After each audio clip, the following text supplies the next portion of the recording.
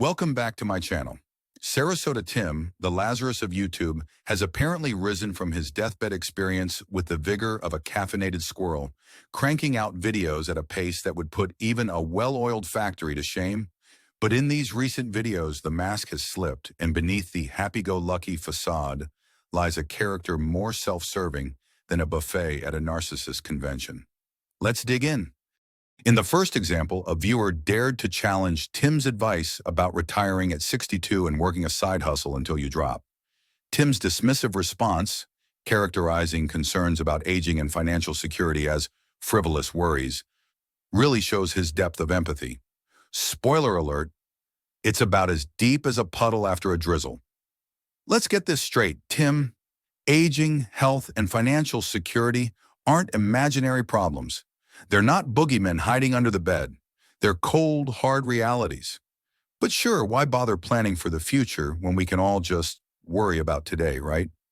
After all, what could possibly go wrong with blind optimism and zero preparation? I mean, who needs savings when you've got faith and maybe a buy me a coffee for when things inevitably go sideways? What's next? Telling people to manifest their rent money instead of budgeting?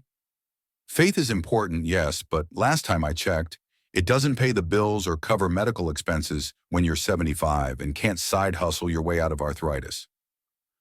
By the way, Tim, faith and financial planning aren't mortal enemies. They can actually work together. But why advocate for balance when you can just blame people's lack of faith for their perfectly valid worries? It's much easier to dismiss serious issues than to offer real solutions. Bravo, Tim. Truly inspiring. Let's move on to Exhibit B. 6 months ago, a kind-hearted widow offered Tim free golf in Nevada in honor of her late husband's memory. Ah, how sweet, right? Fast forward to today, and the same woman mentions donating to a food bank instead of, wait for it, giving money directly to Tim. And how does our humble hero respond? With the grace and gratitude of a toddler who's just been told no in a candy store. For context, the widow's donation went to Harvest House, a charity in Sarasota County providing affordable housing and hunger relief. But apparently, charity doesn't count unless it's directed straight into Tim's pocket. Imagine being triggered by someone donating to help the homeless. Truly, what a shining beacon of altruism.